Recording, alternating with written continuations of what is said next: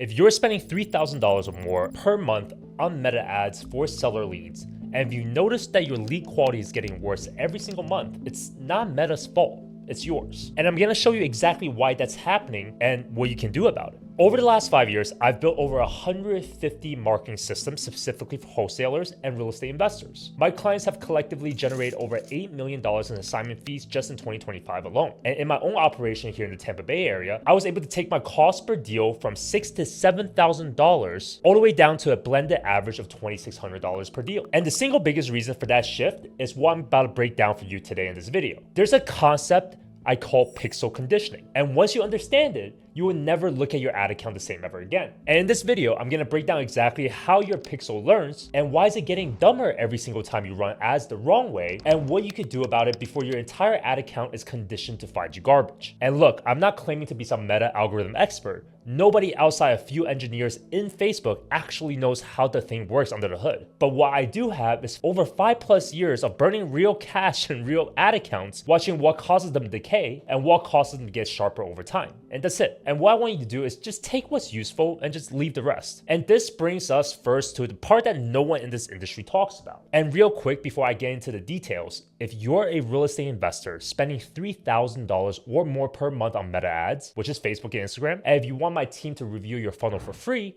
there's a link in the description to book a consultation call. We only take about 5 of these per month, so if the spots are open, go grab one. All right, let's keep going. Most wholesalers and investors think the pixel just tracks who clicked their ad. That's not even close. What the pixel actually does is build a behavioral profile for every person who completes your form. And when I say profile, I don't mean their name and zip code. I mean the device that they're on, the time of the day that they submit the form, how fast they scrolled, what apps are installed on their phone, what other sites they've been to, their browser patterns, their purchase history, their location patterns over the last 30 days. Meta is stacking thousands of data points per person. Then it takes that profile and goes out to find more people who look and behave exactly like them. And the best way I can explain this is that Meta's algorithm is like a bloodhound. You hand it a scent, it goes out hunting. And whoever you hand it, it brings it back. Simple as that. You don't argue with it. You don't yell at find the wrong people. You have to hand it the correct scent. So think about what happens when your form is too easy to fill out. You get unqualified people to complete it.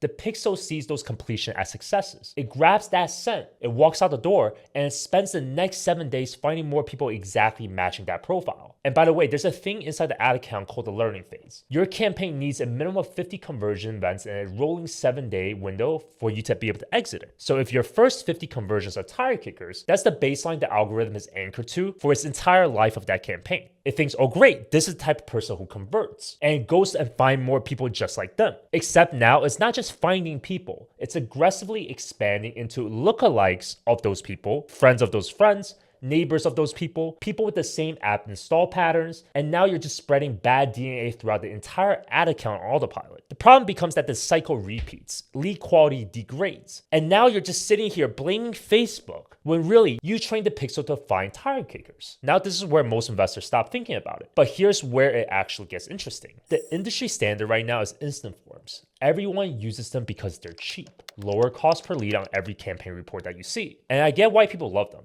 Meta autofills the user's name, email, phone, all of it from their profile. The user taps 2 buttons and they're in. That's the whole pitch. Lower friction, lower cost per lead. But the problem is that low friction and low intent are the same signal. They're inseparable. Meta isn't selling you cheap leads by accident. They're selling you cheap leads because cheap leads is what the mechanism produces. Now, I'm not going to sit here and throw specific cost per lead numbers at you because every market is virtually different. If you're operating in a competitive high-priced metro like California or New York, your cost per lead is going to look nothing like the guy running in Ohio.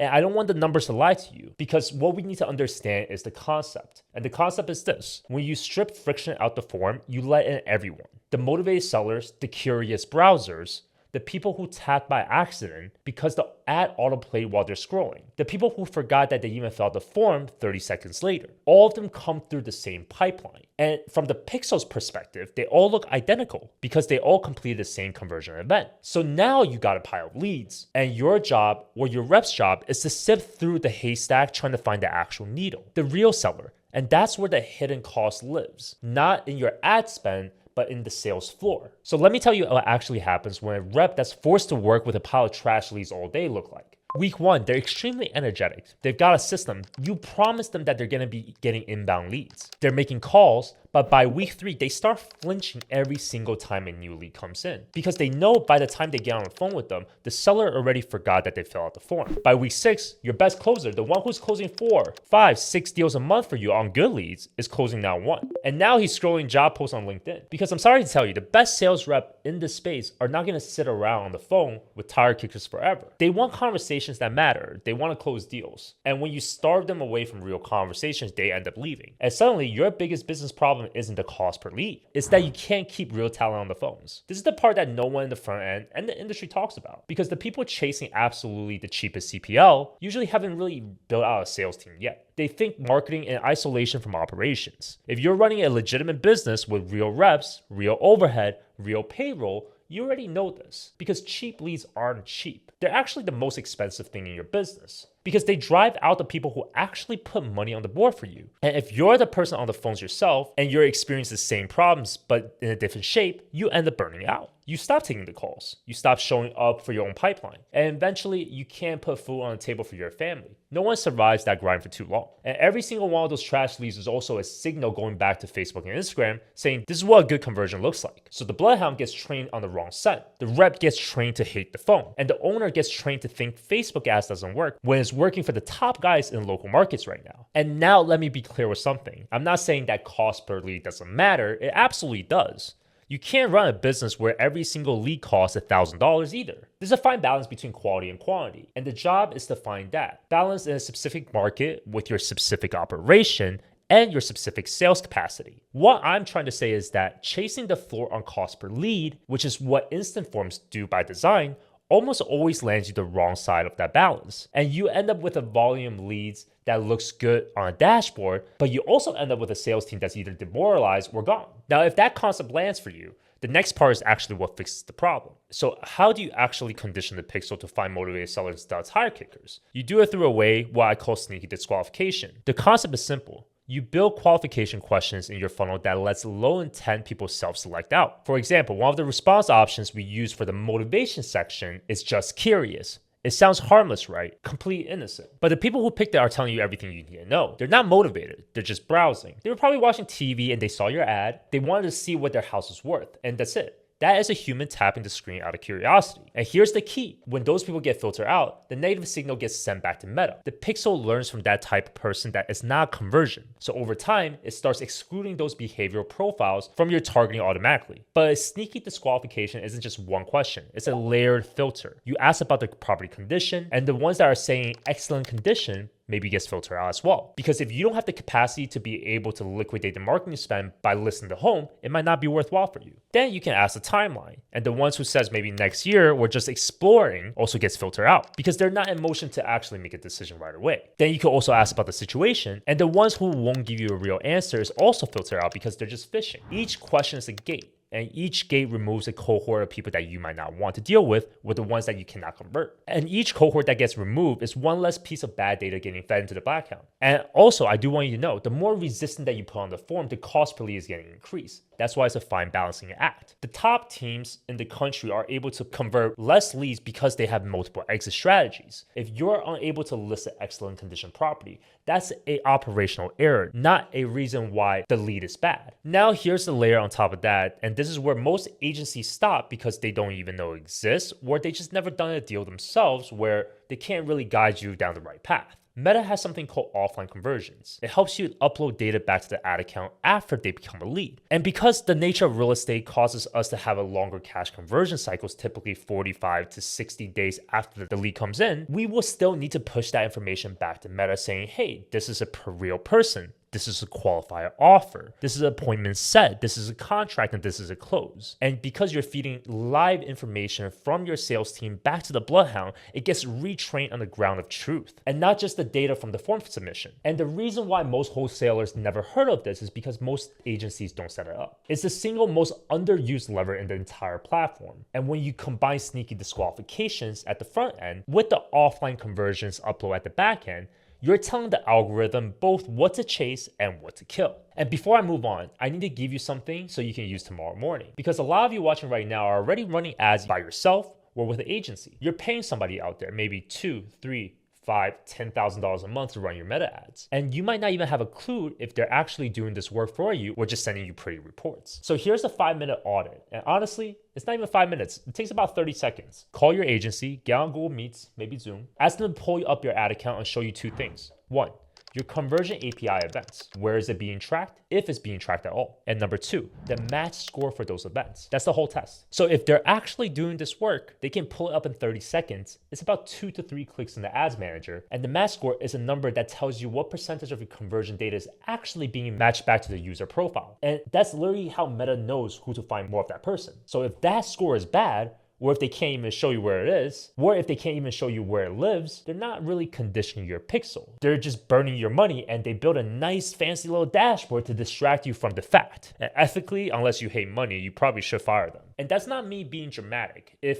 a professional is taking your money and actively harming your results, you probably should end the relationship. If you're already sending feedback to your agency, logging on a Google Sheet or some type of spreadsheet, and that spreadsheet isn't automatically pushing data back to your ad account through an integration, they're more than likely not conditioning your pixel. They're making you do the busy work, but that busy work isn't doing anything else. Your data dies in a Google Sheet. It never trains anything. And the agency gets to say, we're tracking your lead quality. And the insane part of all this is that I've seen accounts spend over 50 to 100,000 in marketing spend for the spend to go wasted, and that's just purely unethical. No legitimate service provider in 2026 does this manually. Every real setup has your CRM talking directly to the ad platform through the conversion API. A lead comes in, it hits your CRM, the CRM fires an event back to Meta automatically when the lead books an appointment, when an offer gets contracted, or when it gets disqualified. And I'm not telling you all of this because of the fact that I want to put more work on your team. I'm just saying that we recently audited a campaign ran by a very big name in this space. A guy you probably heard of, big podcast, hundreds of thousands of followers, respected name in the industry. And his client's cost per lead was sitting about $200 in the Chicagoland area. A few months in, same market, same creative, same cost per lead have climbed to over $500 to $600 per lead. So we pulled off the hood of the ad account and saw what's actually happening. There was 0 conversion APIs data going back. None.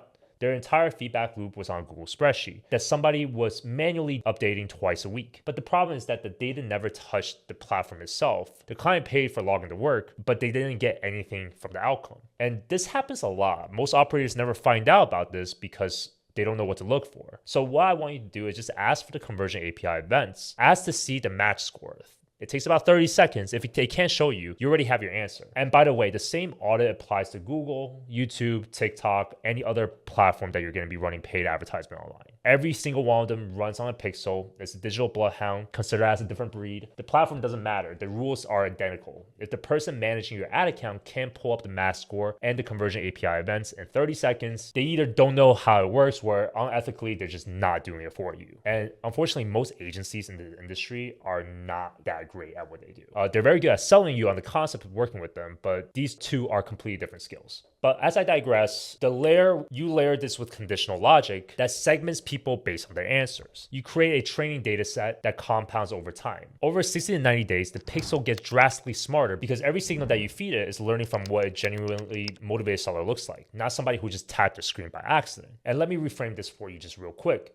You're not trying to get more leads. You're trying to train your ad account to recognize motivation. And that's what pixel conditioning is. And once you understand this, the next part will show you what happens when it actually starts working. Let me tell you what this looked like in my own internal operation. So when I first started running meta ads for my own wholesale business, my cost per deal was sitting about $6,000 to $7,000. That's what it cost me to close one deal through paid advertising. And during that time, I thought it was just the cost of doing business. And I thought, okay, this is what meta costs now. Leads are just less motivated. The market is saturated. All of the things that every wholesaler and investor tells themselves when numbers are bad. But once I started conditioning the pixel properly, tightening the forms, adding disqualifications, track the UTM parameters, the click IDs, the IP address, and sending those signals back to the platform itself, those numbers started changing. Not overnight, but with consistency. Today, our average blended cost per deal is around $2,600. Same platform, same markets, and the only thing that changed was the data that we're feeding the pixel. And here's what most people don't realize. This compounds over time. And let me give you a real picture of what this curve can look like. Month 1, you flip on a new funnel. The cost per lead climbs the first 30 days. Your volume drops drops, but at the same time, your team also get nervous. Your partner, your spouse, whoever looks at the numbers with you will start asking questions. This is the part where most people panic and revert. They tear down and go back to the instant forms because shorter term CPL scares them. Because the short term increase in cost per lead scares them. But if you can stomach it, month 2, the cost per lead starts to settle, and so does your team. Volume is still slower than the old days, but the call quality are dramatically different. Your reps stop dreading picking up the phone. Appointment starts actually showing up instead of ghosting you. And by month 3 and month 4, something clicks. Your pixel start finding better people on its own. You don't have to even filter as hard because the algorithm has learned what a motivated seller actually looks like in your market. And here's the number that actually matters. Not your cost per lead, not your cost per contract, but your actual cost per deal. When your cost per deal starts compounding downwards, even when your cost per lead is roughly flat, you get fewer leads, way more closed deals, and your bottom line gets healthier every month. And by month 6, your ad account becomes an asset, not an expense. An asset that appreciates the longer you run it. We've got client accounts right now on their 9th to 10th, 11th month of conditioning that are outperforming brand new accounts by a factor of 3. Not because the creative is better, not because the market is easier, because the bloodhound has been hunting the right scents for almost a year now. Now here's the part that connects something that most investors completely miss. Pixel conditioning doesn't happen at the campaign level, it happens at the ad account level. This is huge. Most people, when their lead starts getting bad, they kill the campaign and launch a new one. New name, new fresh creatives, new targeting. They think that's a reset, but it's not. The ad account still remembers. The pixel carries all the historical data. The lookalike audiences are built off the old conversion sets. And all of the garbage data that you fed it is still in there, influencing every new campaign that you run. This is why some wholesalers feel like they tried Facebook ads, but it doesn't work. And let me tell you, they didn't really try Facebook ads. They conditioned their ad account with bad data over 6, 9, 12 months, and they wonder why every new campaign failed right off the gate. The bloodhound was trained on the run scent before they ever even launched. And you can't outrun bad conditioning by just switching campaigns. You have to fix the inputs on the account level. And sometimes that means that you might have to start a fresh pixel entirely. But understand you can't ignore it. Now look, pixel conditioning is just one piece of all of this, but it's a very important piece, maybe one of the most important pieces. But it doesn't work in isolation, because what good is finding the right people if you can't convert them when they get on the phone? Most wholesalers pitch cash immediately. The lead picks up. The rep says, hey, we're a cash buyer. Can we make you an offer? That's like a doctor walking into the room and prescribing surgery before they ever check your vitals. No seller trusts that. No seller commits to that. You need to learn how to run a diagnostic sales process that actually uncovers what the sellers need. Questions about the situation, their timeline, their resistance points, and what they've tried it before. What their number actually is versus what they told you on the form. The call needs to stop being a pitch and start becoming a consultation. And that's what leads to a completely different conversion rate. If you only know how to pitch cash, you're probably converting maybe 1 out of every 40 to 50 leads, because most sellers don't actually want cash. They want a problem solved. And cash is one of those 5 doors. There's subject twos for sellers who has a payment they want to take over, novation for the ones who want near retail price but can't list it traditionally, seller finance for the ones who wants a monthly income, lease option for the ones who are on the fence about selling at all. Suddenly, now you're converting 1 out of every maybe 10 to 15 leads on the same spend, 3 times the deal count. I had a client last year, Jay Curtis, who went from inconsistent month to $250,000 annual fees by just adding 3 more exit strategies to his offer stack. Nothing else changed on the marketing side. And then you layer in automated follow-up and back-end selling systems, because half of your deals don't close on the first call. And I want you to sell on that number, half. The sellers who need 30, 60, 90 days to make a decision because life gets in the way. They go through a divorce, probate, or maybe a job loss. The house isn't the first thing on their mind, and the call with you doesn't flip a switch just yet. If you don't have a system that's nurturing those people automatically with texts, emails, and check-ins that are automated that does not feel like spam, you're paying for the leads and then you're letting them die on the vine. You spend real money to get that lead. You had a conversation. Then you went silent for a month and you forgot they exist. Then the problem becomes that they forget that you exist. And the next investor who shows up wins. That's how most wholesalers and investors bleed money without realizing it. So here's a full picture. The pixel finds the right people. Your sales process converts them. Your follow-up back-end selling system catches the one who need more time. So there are 3 systems, all connected. Pull any of them out and the other 2 will underperform. And that's how you go from $20,000 to $30,000 a month to a couple $100,000 plus without working more hours. So let me leave you with this. If you're spending more than $3,000 per month generating motivated sellers for your business, this is the first thing you need to fix. Not your ad creatives, not your audience targeting, not your offer. your data quality, the scent you're handing the bloodhound. Fix the input and the platform will fix the output. Now, everything I've given to you in this video is a very high level framework. There's a lot more that goes into actually how to implement this. The specific form structures, the conditional logic, the offline conversion setup, the conversion API integration, the account level detox protocol when your pixel is already polluted, the signal optimization across campaigns. None of that fits in just one YouTube video. It's taken me over 5 years and millions of dollars in ad spend across 150 plus client systems to be able to figure this out. And while I've given you a bit of a shortcut here, there's going to be a bottleneck and details that will come up when you try to do this all yourself. And that's not me being dramatic. That's just me telling you what's going to happen. That's me telling you exactly what happened to me. And the time that you spend trying to figure this all out on your own is going to cost you more than it's worth. Because every single month that your pixel is being conditioned the wrong way, you're technically burning money and training your ad account to work against you. Every single month you wait, you're making the eventual fix harder. So if you want to skip all of that and have my team look at your ad account that knows exactly if your pixel is being conditioned wrong and build a system that fixes it, click the link in the description and book a strategy call with me and my team. We will map out on that call a specific plan for your market and for your ad account. And look, this is not for everybody. If you're not spending a minimum of $3,000 to $5,000 per month on motivated seller leads for your business, it's probably way too early for us to even talk. Focus on getting to a consistent spend first, but if you're at least at the level that you can allocate that for your marketing budget and your lead quality is getting worse with the competition increasing in our space, we should definitely talk. And if you want to understand my entire follow-up structure that actually converts the leads once the pixel finds them, watch this video right here. I break down exactly why most wholesalers and investors leave 80% of their deals on the table. I'll see you in the next one.